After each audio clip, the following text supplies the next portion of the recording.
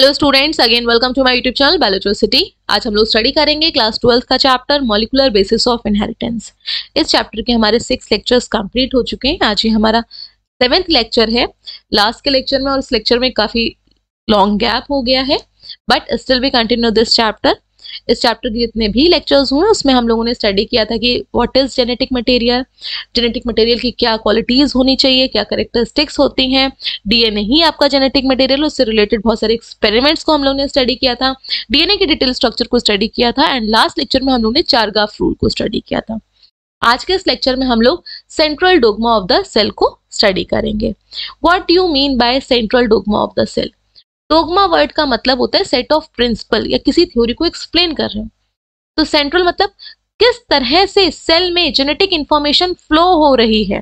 भाई डीएनए अगर आपका जेनेटिक मटेरियल है तो वो इंफॉर्मेशन ही तो अपने पास रखे हुए, ये आपकी सेल है, सेल के अंदर न्यूक्लियस, न्यूक्लियस के अंदर डीएनए जो क्रोमेटिन की फॉर्म में रखा हुआ होता है। अब जब ये सेल दो में डिवाइड होगी तब भी भाई सारी की सारी इंफॉर्मेशन दोनों सेल के पास जाएगी डीएनए के फॉर्म में। अब जो ये सेल भाई फंक्शन भी तो करेगी, सेल के अंदर बहुत सारे सेल ऑर्गेनल्स प्रेजेंट होते हैं, वो फंक्शन कैसे करेगी, कौन उसको ऑर्डर देगा, वो सारी की सारी इंफॉर्मेशन या पूरा जो कंट्रोलिंग पार्ट है वो क्या है, कौन सा मॉलिक्यूल है, आपका डीएनए ही होता है। ये ऑलरेडी हम लोग पढ़ चुके थे। अब वो इंफॉर्मेशन कैसे डिकोड होगी, कौन करेगा? जैसे कि अगर आपके स्कूल की बात करते हैं, आपके स्कूल में एक ऑफिस है, उस ऑफिस को हम लोग क्या बोलते हैं? Principal office. प्रिंसिपल ऑफिस, इस प्रिंसिपल ऑफिस में कौन बैठता है भाई? कौन बैठेगा? प्रिंसिपल। पूरे स्कूल को चलाता कौन है? प्रिंसिपल। बट चलाने के लिए अगर इस स्कूल की बात करते हैं तो डिफरेंट डिफरेंट क्लासेस होती हैं और स्टाफ रूम होता है, टीचर्स होते हैं। तो क्या सारे काम प्रिंसिपल खुद करता है? नहीं, वो तो भाई कंट्रोल कर रहा है सबका, सबको बताएगा कि तुमको ये करना है। Even 4th class employ, peons हैं या कंडक्टर्स हैं, ड्राइवर्स हैं, टीचर्स हैं, ऑफिस स्टाफ है, सबको बताएंगे तो प्रिंसिपल ही। तो आपकी सेल का जो प्रिंसिपल है वो डीएनए है। अब इंफॉर्मेशन प्रिंसिपल रूम से बाहर कौन लेके आता है? सबसे खास इंसान लेके आएगा जिसका नाम है प्यून, जो बाहर बैठता है। सारी इंफॉर्मेशन वही लेके बाहर आता है। जनरल तो यही होता है हर स्कूल में, प्रिंसिपल तो अपनी जगह पे बैठता है, कन्वे करेगा, वो फिर टीचर्स को देगा प्यून। ये इन्फॉर्मेशन टीचर्स के पास जाएगी और अगर बच्चों के लिए होगी इन्फॉर्मेशन तब स्टूडेंट तक जाएगी। तो ये आपका एक सीक्वेंस है फ्लो ऑफ इन्फॉर्मेशन का। In the same manner cell के अंदर किस तरह से आगे काम चलता है। भाई सेल काम तो करेगी, ऐसे सजाने के लिए तो आपकी बॉडी में नहीं है, हर एक सेल में वर्क हो रहा होगा। तो ये क्योंकि मॉलिक्यूलर लेवल में हम लोग स्टडी कर रहे हैं तो इसलिए हम लोग क्या बोल रहे हैं? मॉलिक्यूलर बायोलॉजी बेस, जिसमें मॉलिक्यूल डीएनए को स्टडी कर रहे हैं। ऐसे नहीं कर रहे हैं कि हार्ट कैसे पंप करता है, वो तो पूरा ऑर्गन है। यहाँ पे हम सेल के अंदर जो भी इंफॉर्मेशन के फॉर्म में जो लिखा हुआ है वो डीएनए के पास ही तो है इंफॉर्मेशन, वो कैसे आगे डिकोड होगी, फिर काम करेगी, प्रोटीन बनेगा, जो भी चीज बन रही है, इस फ्लो ऑफ इंफॉर्मेशन को ही हम क्या बोलते हैं? Central dogma of the cell. So हम लोग इस डायग्राम से एक बार स्टडी कर लेते हैं। देखिएगा, आपका ऊपर एक ये सेल दे रखी गई है, this is a whole cell. Cell के अंदर का, सेल नहीं बनी है, चलो बना देते हैं, ये सेल है, ठीक है। सेल के अंदर क्या प्लेस्ड है? न्यूक्लियस रखा हुआ है, और न्यूक्लियस के अंदर कौन होते हैं भाई? Controlling centre. अभी प्रिंसिपल को हमने इसको कंसीडर किया था, वो डीएनए है।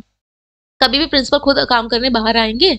नहीं आएंगे ना, उनकी इंफॉर्मेशन बाहर आ जाएगी, तो वो कौन लेके आता है? प्यून। तो सेम मैनर में ये जो डीएनए के पास जो भी इंफॉर्मेशन है, ठीक है, अभी देखिएगा, जो भी इंफॉर्मेशन है भाई, वो इंफॉर्मेशन जो प्रिंसिपल होंगे वो एक रजिस्टर पे रख लेंगे या पेज पे लिख देंगे, ये इंफॉर्मेशन है।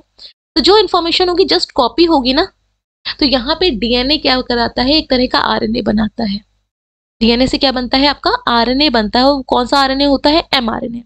इसको हम लोग बोलते हैं मैसेंजर आरएनए।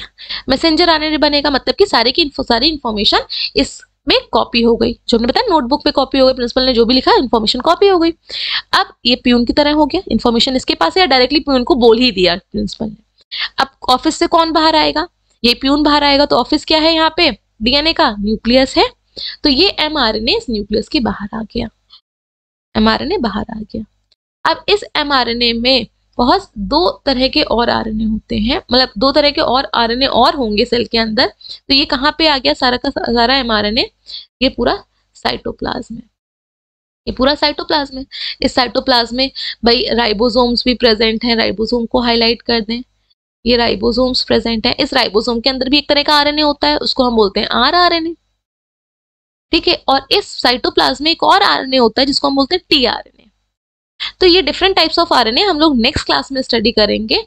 आप इतना याद रखिए कि सारी की सारी इंफॉर्मेशन जो डीएनए से कोड होके आती है वो किस में आती है, आपकी एमआरएनए में आती है। ये एमआरएनए न्यूक्लियस के बाहर आ जाता है, बाहर आने के बाद भी सबके पास इंफॉर्मेशन जानी चाहिए, तो ये एमआरएनए को पढ़ के इसके पास जो भी इंफॉर्मेशन होती है उसको रीड किया जाता है। रीड करने का काम कौन करता है, राइबोसोम। और राइबोसोम के अंदर भी एक और आरएनए है, उसका नाम क्या है, आरआरएनए। जब इसको रीड करता है तो इसमें टीआरएनए होता है।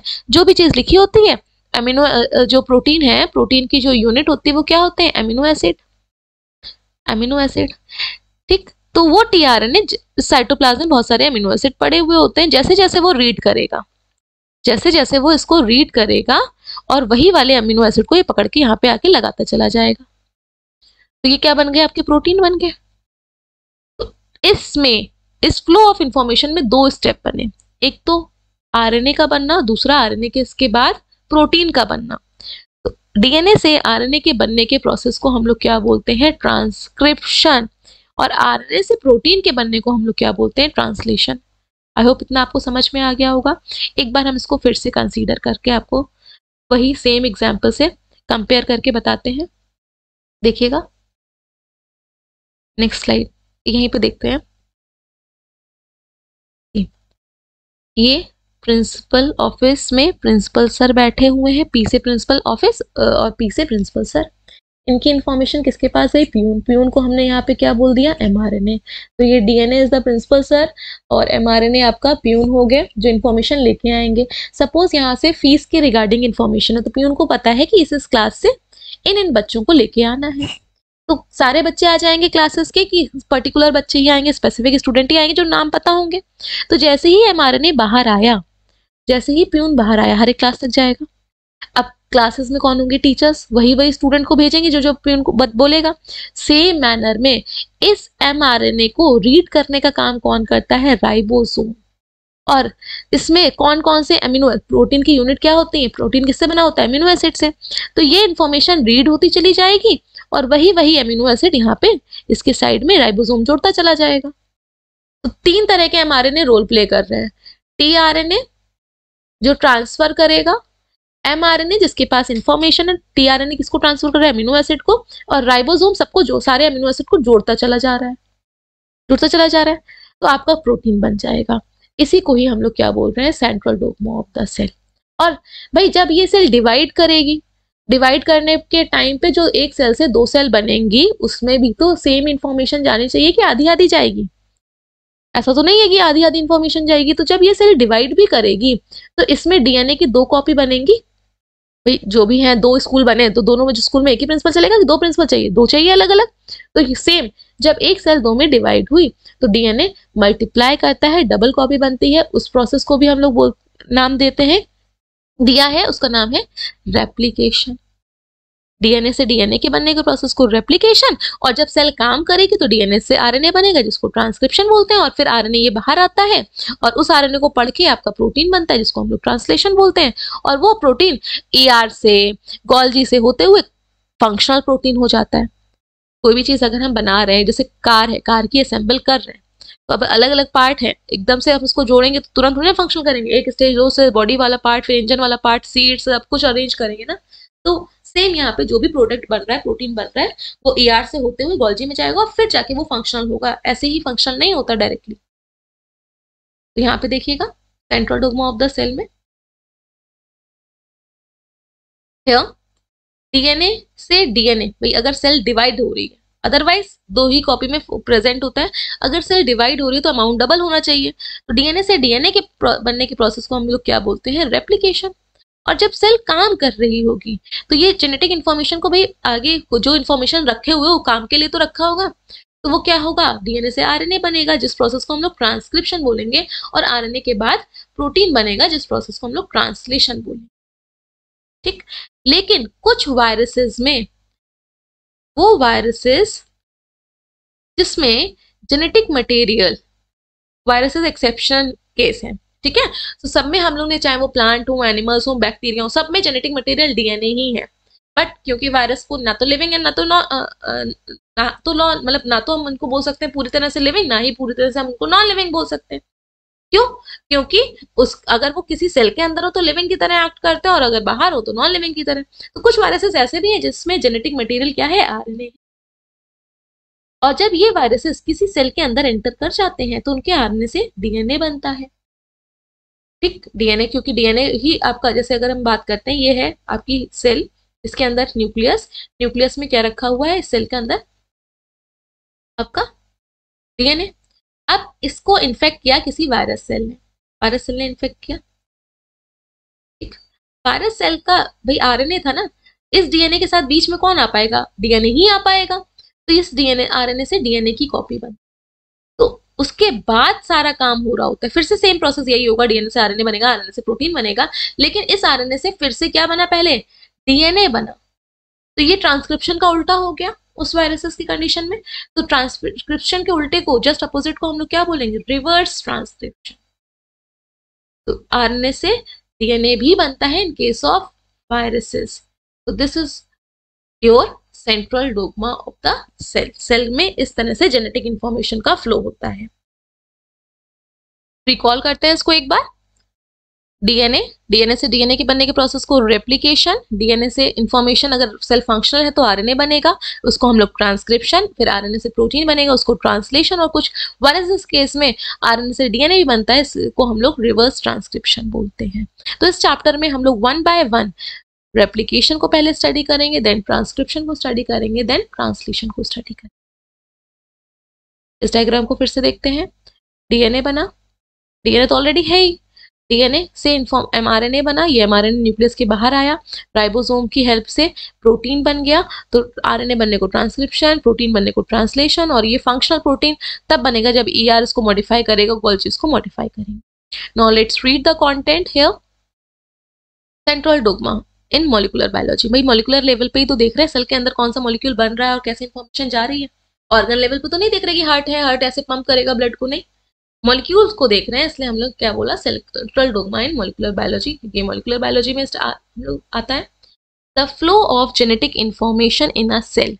किस तरह से जो जेनेटिक इंफॉर्मेशन है, आप बोल सकते हो इवन इंफॉर्मेशन, किस तरह से वो डिकोड होके कोड हो रही है। डिकोड मतलब इंफॉर्मेशन किसके पास है, डीएनए के पास। डीएनए तो कोई प्रोटीन है नहीं, डीएनए के पास सिर्फ इंफॉर्मेशन है, उसको पढ़ पढ़ के जो आपका प्रोटीन बन रहा है उसका फ्लो को हम लोग क्या बोलते हैं, central dogma. Again next example हम यहाँ पे दे रहे हैं कि सपोज आपके घर में रेसिपी की बुक है, उसमें लिखा हुआ है ना तो कोई इंग्रेडिएंट है, ना ही मतलब उसमें बना सकते हो आप, नहीं गैस स्टोव कुछ भी नहीं है, बस आप उसको रीड करोगे तो उसका जो इंफॉर्मेशन है वो है जब आप बना रहे हो तो आपका प्रोडक्ट खाना अलग बन रहा है।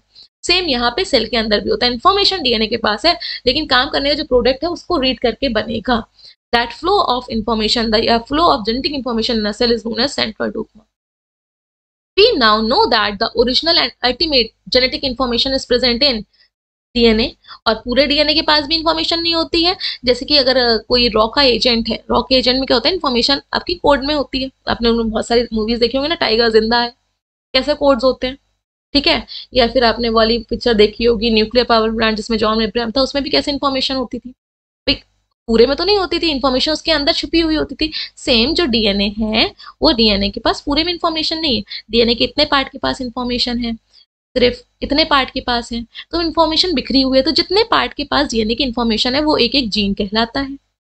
तो हमें ये पता है कि सारी इंफॉर्मेशन डीएनए या फिर आप बोल सकते हो जीन के पास है, which act as a master copy, क्योंकि मास्टर कॉपी की तरह डीएनए एक्ट करता है। Next, this information in DNA is written in the form of genetic codes. अब आप क्योंकि डीएनए का स्ट्रक्चर स्टडी कर चुके हो, डीएनए कंसिस्ट ऑफ न्यूक्लियोटाइड्स, और न्यूक्लियोटाइड्स कंसिस्ट ऑफ 3 पार्ट्स। देखिएगा, डीएनए कंसिस्ट ऑफ या made up of nucleotide, nucleotide 3 part से बने हुए हैं, pentose sugar, nitrogenous base and phosphate group. तो जिसमें पेंटोज शुगर और फॉस्फेट ग्रुप तो सेम होते हैं हर एक न्यूक्लियोटाइड में, भाई एक न्यूक्लियोटाइड जुड़ा दूसरा जुड़ा दूसरा जुड़ा, बस डिफरेंस किसका होता है, नाइट्रोजनस बेस का। ये नाइट्रोजनस बेसेस कितने होते हैं आपके, 4, एडेनिन, गुआनिन, साइटोसिन, थायमिन। इसको हम ऐसे समझेंगे जैसे कि आपके इंग्लिश के अल्फाबेट्स में 26 लेटर है, आप कहीं पे भी चले जाओ पूरे वर्ल्ड में, पेरिस चले जाओ, कनाडा चले जाओ, अफ्रीका चले जाओ, इंग्लिश कहीं पे भी लिखी होगी तो वही 26 लेटर्स को यूज करके ही लिखी होगी, और वही आगे पीछे रिपीट होते हैं, सीक्वेंस चेंज होता है। सेम मैनर में आपके डीएनए में जो इन्फॉर्मेशन है ना, ये इन्हीं 4 न्यूक्लियोटाइड के फॉर्म में ही स्टोर है। अब ये इनका सीक्वेंस अलग अलग होता है, डीएनए इतना बड़ा है तो यहाँ पे इस सीक्वेंस से लगा हुआ है तो कोई और चीज कोड कर रहा है, किसी और सीक्वेंस से लगा तो किसी कोई और चीज को कोड कर रहा हो। तो इन्फॉर्मेशन इन्हीं कोड्स के फॉर्म में ही रहती है, जो कि कौन बनाते हैं, nitrogenous bases.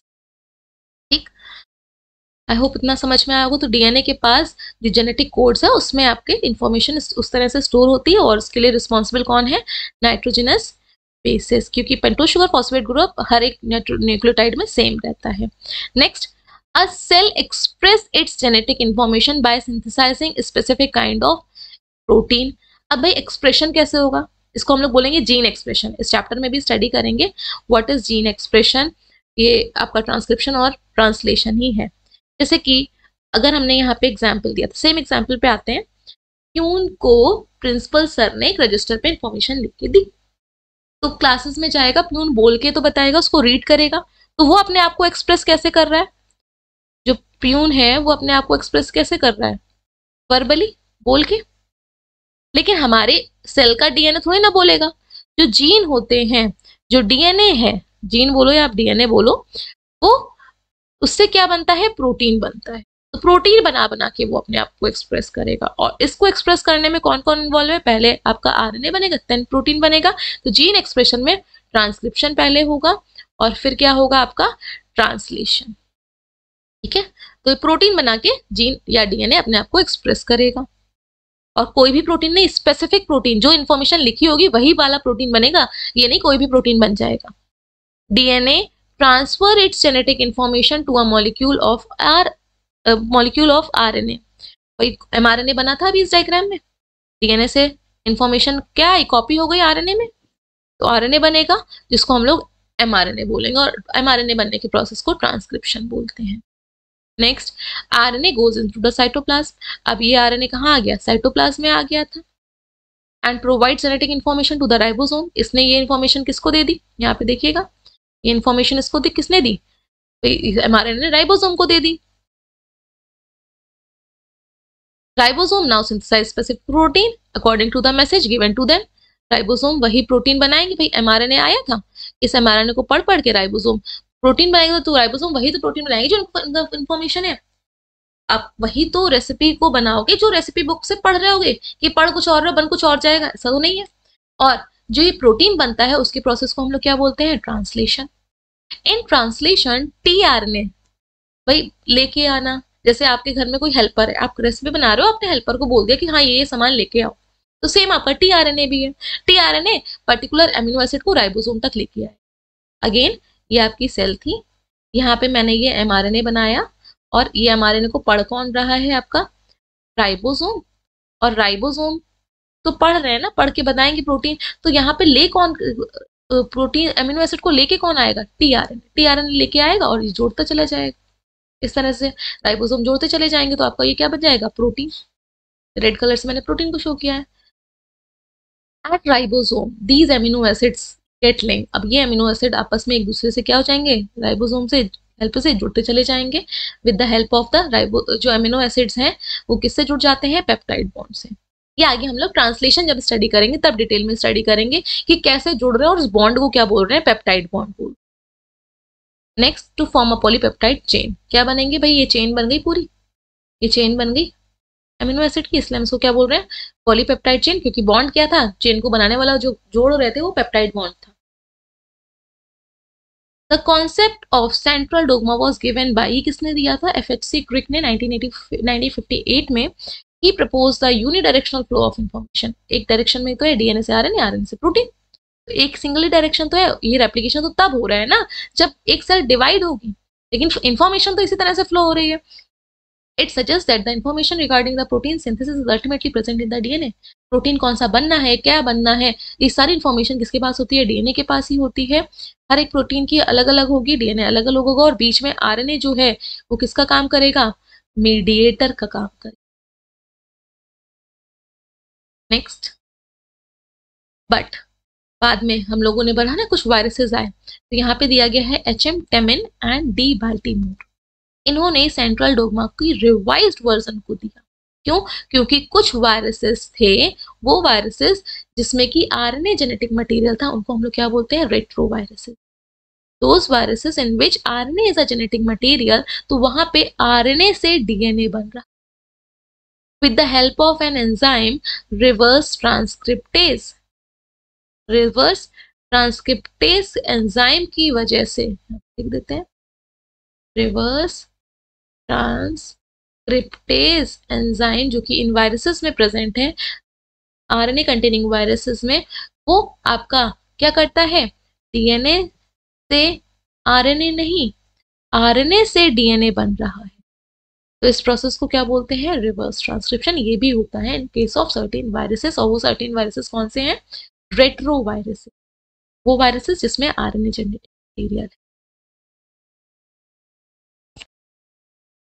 So here genetic information के फ्लो में अगेन डीएनए क्या है आपका? आरएनए बनना, ट्रांसक्रिप्शन, आरएनए से डीएनए बनना, कुछ वायरसेस में रिवर्स ट्रांसक्रिप्शन, आरएनए से प्रोटीन बनना, ट्रांसलेशन। तो जब भी आपका सेंट्रल डोग्मा पूछा जाता है, अगर आप ये फ्लो चार्ट भी बना देते हो तो आपको फुल में फुल मार्क्स मिलेंगे। इतना आपको ये जो लिखा था कंटेंट, वो सिर्फ समझाने के लिए था। नेक्स्ट क्लास में हम लोग आरएनए को स्ट्रक्चर को आरएनए के स्ट्रक्चर को स्टडी करेंगे and different types of RNA को स्टडी करेंगे, क्योंकि जो डीएनए से इंफॉर्मेशन जाती है वो आरएनए में जा रही है ना, तो हमें आरएनए भी तो पता होना चाहिए। So this is all about today's lesson.